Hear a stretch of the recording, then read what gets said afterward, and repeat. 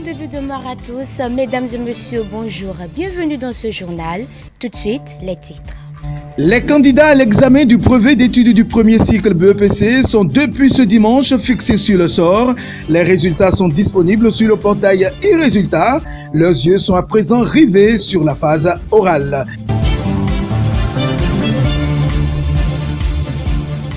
Changement de l'équipe dirigeante à la tête du Cercle international pour la promotion de la création. C'est la commune d'Accro-Misrété qui a accueilli la cérémonie de passation.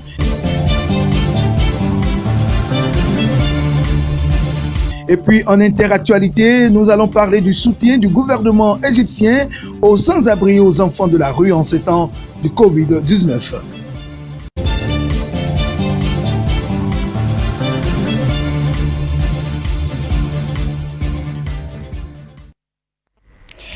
« 51,19%, c'est le taux de réussite au plan national à l'examen du brevet d'études du premier cycle BEPC, session de juillet 2020.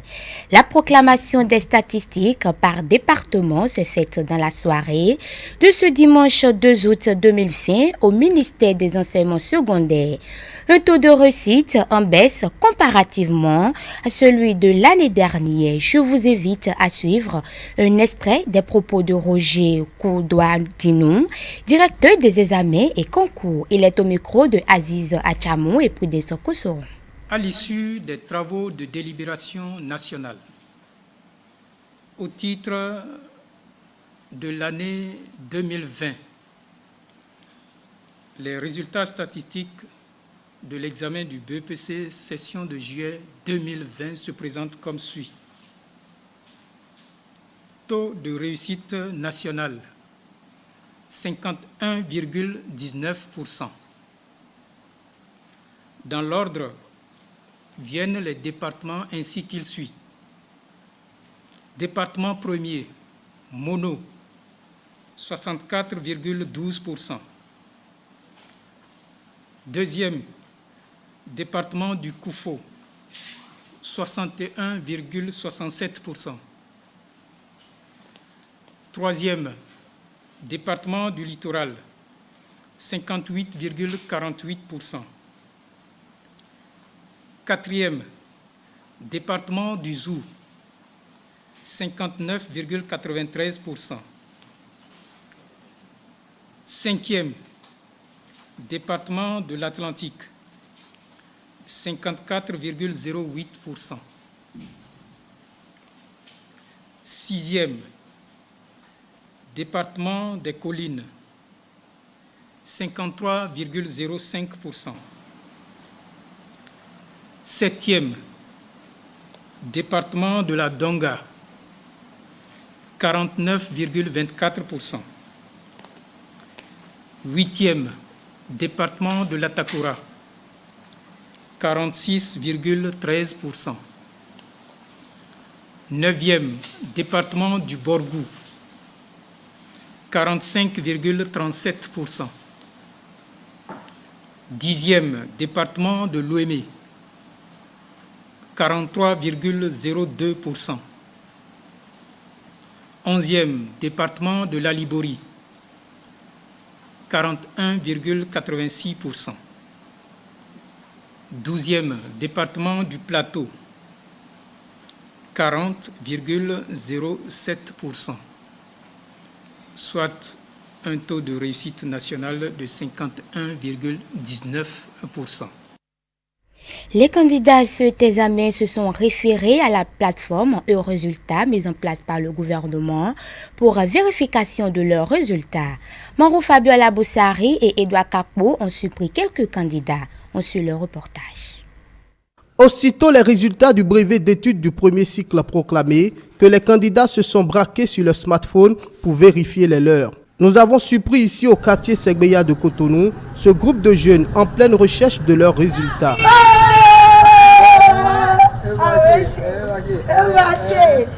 Bernardine Dansou en joie parce qu'elle est admise. Comment a-t-elle su? 3 clics sur le site e-résultats auraient suffi. Comme vous le constatez, je suis allée sur le site e-résultats Birgi et j'ai écrit mon numéro de table. C'est ainsi que j'ai vu que je suis parmi les admis. Voici le site. Et là, je vais taper mon numéro de table qui est 20 D 10 11 868. Je vais consulter. C'est ça. Et je suis admise. Tout comme elle, Jean Agonan a aussi vu son nom avec la note admissible. Lui qui passe pour la deuxième fois cet examen se réjouit de l'initiative car elle lui a permis d'éviter les tracasseries qu'il a eu à faire l'an dernier. La preuve, l'année passée, on avait affiché ça. J'étais allé, je n'avais pas trouvé mon nom. Je me suis retourné à la maison et couché. Maintenant, j'ai juste consulté sur le site avec mes amis et marché. Je félicite le gouvernement d'avoir amené ce site. Ça permet aux candidats de rester chez eux pour connaître leurs résultats personnellement. Une incursion dans cette maison à Abomey-Calavi. Mère et enfants, les yeux rivés sur le téléphone portable pour apprendre l'obtention du précieux sésame. Et au final, c'est l'euphorie.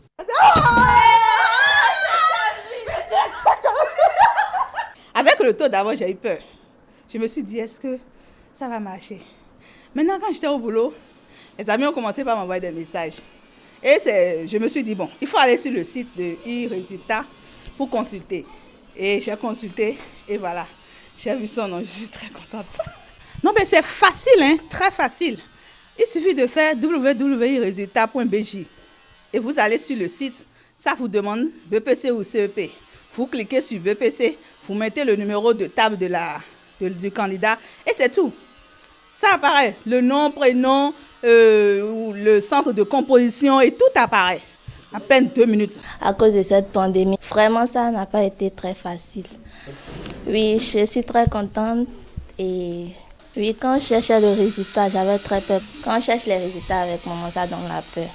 D'abord, on n'était pas sûr d'être admis. Lorsqu'on va chercher les résultats, on ne sera pas admis. Avec maman en plus, c'est vraiment la catastrophe.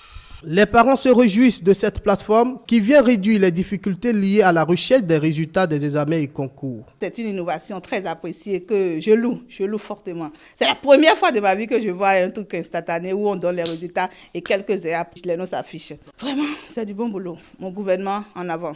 Je suis pour lui. E-Résultats, une plateforme qui cadre avec le contexte de la pandémie du coronavirus parce qu'elle permet d'éviter les regroupements de masse.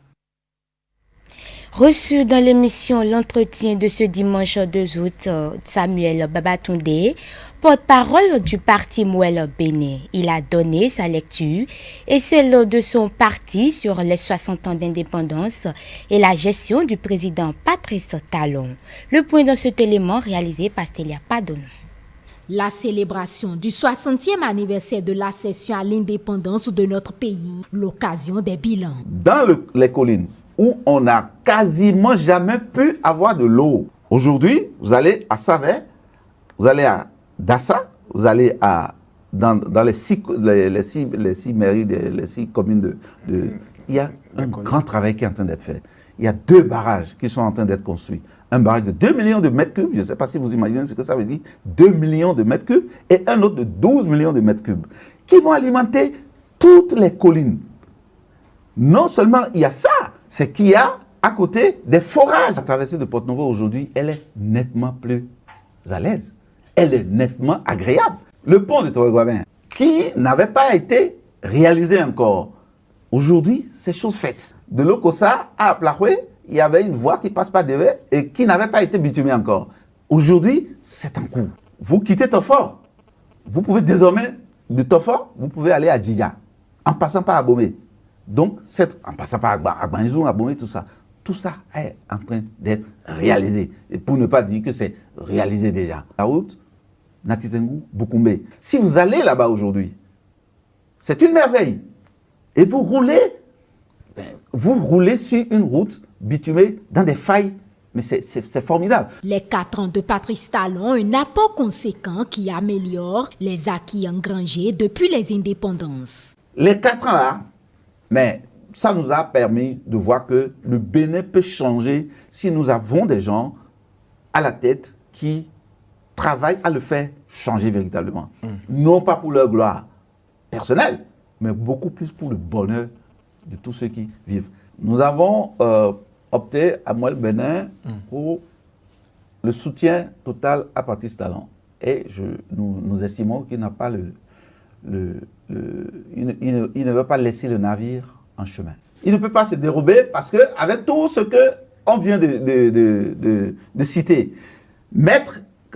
vous savez, il y a une chose, il y a ce qu'on appelle suite. Quand vous allumez une mèche et qu'elle finit et que vous ne mettez pas une autre pour enchaîner, ça risque de s'éteindre. Donc, ce n'est pas en 4 ans, en 5 ans même, qu'il aura fini. Il faut bien que la mèche soit véritablement bien allumée pour qu'on puisse la prendre après. Patrice Talon amorce les derniers mois d'un quinquennat et pour le porte-parole de Moelle Bénin, il n'a pas le choix, il devra poursuivre son œuvre. Le Cercle international pour la promotion de la création, CIPRE Bénin, a à sa tête une nouvelle équipe dirigeante. La cérémonie de passation de charge entre les bureaux sortants et celui entrant s'est déroulée ce dimanche 2 août à Akomi Serete. Romari Dossa et Alou Anthony pour le compte rendu.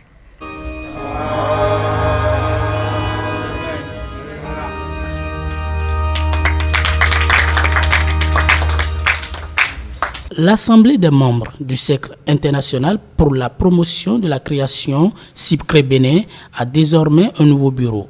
Moïse Oussou, ancien président de l'organisation, passe la main ce dimanche 2 août 2020 à Antoinette Orebossou, la nouvelle présidente. Mais avant l'étape de la passation de charge, M. Oussou fait le point de ses activités durant les 6 années passées à la tête de cette ONG. Permettez-moi, en cette occasion, d'évoquer quelques faits marquants qui, à nos yeux, constituent des avancées pour le CIPRE Bénin. Il s'agit, entre autres, de l'expérience inédite de la campagne Néhémie. Campagne Néhémie pour la sauvegarde de la création que nous avons conduite à l'occasion des 25 ans de notre CIPRE. Et cela a permis de mobiliser exceptionnellement des ressources financières au niveau local. C'est une expérience inédite. Il note aussi que ces réalisations n'ont pas été sans difficulté. Lesquelles difficultés constituent des défis auxquels l'Assemblée devra désormais faire face. Le premier est la crise sanitaire liée au coronavirus. Cette pandémie nous a surpris ici au moment où nous devions tenir le CA 2020. Et ça a perturbé énormément la tenue de ce CA et même a conduit beaucoup de nos membres à la quarantaine. Nous avons rendu grâce à Dieu ici, mais c'est un défi en ce sens que ça nous donne l'occasion non seulement de nous adapter, parce que nous avons fait des plans de riposte au niveau de l'ADN et au niveau de l'AM, mais le défi est là qu'il nous faut nous adapter constamment parce que la situation évolue. La nouvelle présidente se dit prête pour conduire pendant les 3 prochaines années la destinée de l'organisation. Elle appelle ensuite les uns et les autres à apporter leur contribution au nouveau bureau afin d'avoir une ONG plus rayonnante à la fin de son mandat. En votre nom, chers membres du bureau entrant,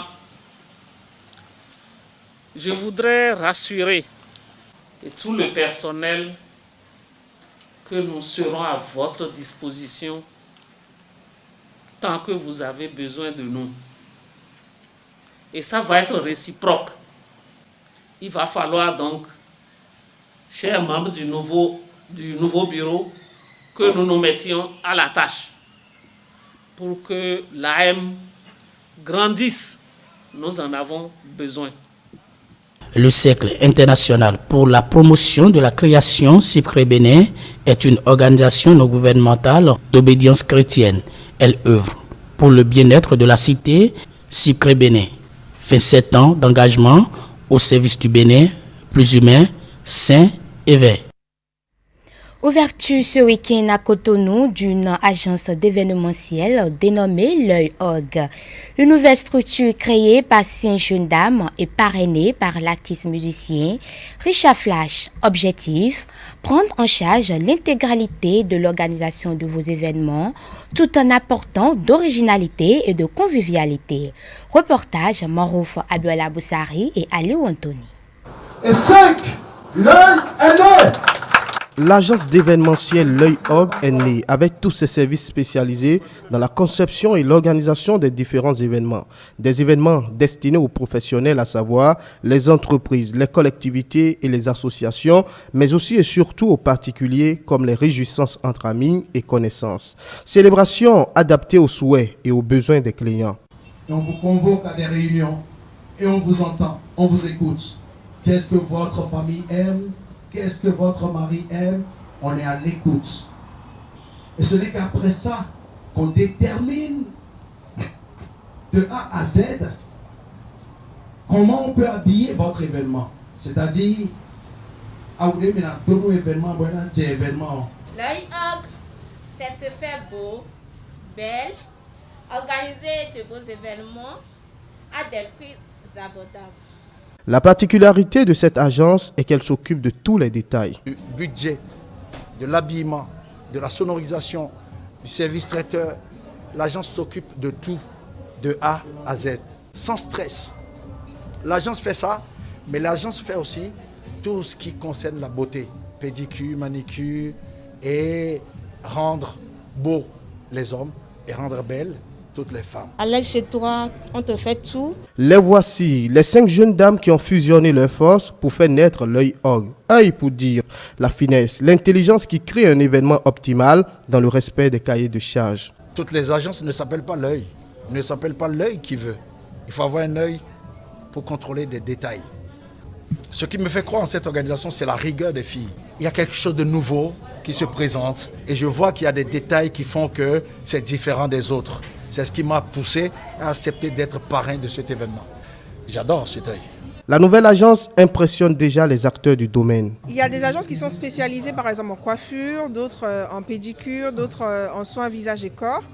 Mais ici on trouve à la fois le prêt-à-porter, on trouve des mèches pour les cheveux, on trouve les soins, c'est-à-dire les soins adaptés pour le corps, la peau, les ongles, les pieds. On a absolument tout ce dont on a besoin pour prendre soin de nous, de notre visage, de notre image en quelque sorte. Savoir qu'il y a une agence qui prend tout en charge du début jusqu'à la fin, de A à Z comme on dit, ben forcément vous êtes rassurés. Et en plus, rien qu'à voir le cadre, on sait que les jeunes filles, elles en ont dans la tête, elles connaissent, elles ont le goût du luxe, le goût du beau. Donc forcément, si vous venez avec votre projet, ben, il sera pris et voilà, ça ira très bien. Moi, je vais demander aux gens de faire massivement le déplacement. Et quand ils vont venir, moi, je vais payer. Donc, qu'ils viennent seulement, je vais payer.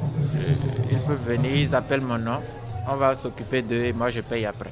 L'Œil Og est situé à Gbedromede, à droite en quittant le carrefour 16 ampoules pour celui de la BIBE. La pandémie du coronavirus a impacté tous les secteurs d'activité. Au Ghana, certains promoteurs dans le secteur de l'immobilier exercent leurs activités via Internet en vue de réduire les risques de propagation du Covid-19. Suivons ce reportage de nos confrères de CCTV+. L'activité immobilière de Stéphane Debra Albromerti a été durement touchée lorsque le Ghana a été confiné en mars. Les restrictions signifiaient qu'il ne pouvait pas effectuer les visites traditionnelles. Nous n'avons pas pu avoir d'interaction avec nos clients. Nous avons donc dû trouver d'autres moyens de les contacter et de nous assurer que les affaires se déroulent comme d'habitude. La panique était réelle.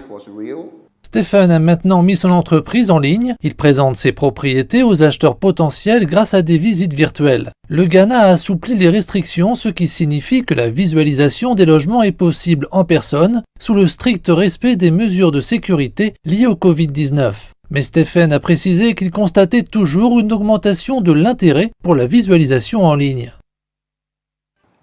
Les promoteurs immobiliers ont affirmé que les acheteurs potentiels de ces maisons préféraient désormais se connecter en ligne plutôt que de se déplacer pour évaluer une propriété. Et malgré les défis posés par le Covid-19, ils ont récemment constaté une augmentation de la demande.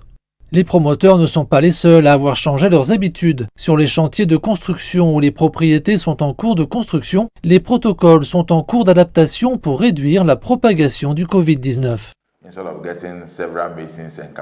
Au lieu d'avoir plusieurs maçons, charpentiers et ouvriers en un seul endroit, le contact corporel est quelque chose de propice au COVID. On les place dans le développement des composants où il est possible de faire assembler des pièces quelque part dans un environnement contrôlé avant de les acheminer sur le site et construire. Certains promoteurs comme Stéphane ont également apporté d'autres modifications. Ils proposent des plans de paiement étendus. Dans le passé, tous les promoteurs voulaient un paiement initial. Toute personne achetant un logement devait nous payer directement. Mais le COVID nous a appris que les gens n'ont pas d'argent. Il nous fallait donc trouver une alternative, un plan de paiement. Je connais des développeurs qui proposent 5 ans, certains 4 ans. Je propose des plans de paiement sur 24 mois pour que les gens puissent acheter. Le secteur immobilier du Ghana était en plein essor avant la pandémie mondiale. Alors que le confinement s'assouplit et que l'économie tente de se redresser, des promoteurs comme Stéphane espèrent voir un retour à cette croissance via Internet. Dernier élément pour finir ce journal, le gouvernement égyptien se soucie du bien-être des sans-abri et les enfants de la rue en ce temps où la pandémie du coronavirus dicte sa loi. Des équipes ont été déployées pour les soutenir. Suivons ce reportage. Alors que la plupart des gens dans le monde suivent des mesures visant à freiner la propagation de la pandémie de Covid-19, certaines couches de la société restent largement ignorantes des dangers du coronavirus. Les sans-abri et les enfants de la rue sont parmi les plus vulnérables. Cela a poussé le gouvernement égyptien à envoyer des équipes pour les éclairer et les protéger. Nos équipes sont très bien formées à l'utilisation d'équipements de prévention personnelle. Nous voulons qu'ils soient des modèles pour les enfants. Ils parlent avec eux et leur montrent comment utiliser des désinfectants, se laver les mains correctement, et ainsi de suite. Ils donnent à chaque enfant un masque et travaillent avec eux sur leur hygiène personnelle. Le programme baptisé Enfants sans-abri est actif depuis 2016. Son but est de s'engager avec les milliers d'enfants sans-abri dans les rues et de les relocaliser dans des établissements de réadaptation. La pandémie de Covid-19 a entraîné des changements dans la façon dont les fonctionnaires traitent les enfants. Lorsque nous ramassons pour la première fois un enfant dans la rue, notre première étape consiste à l'envoyer dans des hôpitaux spécialisés pour s'assurer qu'il n'est pas infecté par le Covid-19. Une fois que nous nous assurons qu'ils n'ont pas la maladie, nous les admettons dans l'un de nos centres de services sociaux pour commencer le programme de réadaptation. Cela a cependant quelque peu ralenti le processus d'accueil de nouveaux enfants dans les orphelinats. Les ONG qui gèrent ces installations se sont surtout inquiétés de la sécurité de ceux qui sont déjà logés. Les enfants ne sont pas sortis des orphelinats du tout. Nous avons mis en œuvre des protocoles de distanciation sociale très stricts. Même les soignants ont été invités à rester 100 jours de congé jusqu'à ce que nous passions cette crise de santé. En retour, nous avons augmenté nos installations de divertissement intérieur. Nous avons continué à recevoir de nouveaux enfants après avoir effectué des tests de santé complets. Les enfants infectés sont gardés dans les hôpitaux et ne sont pas admis dans nos orphelinats. Voilà, c'est la fin de ce journal de la mi-journée. Merci de nous avoir suivis. Portez-vous bien.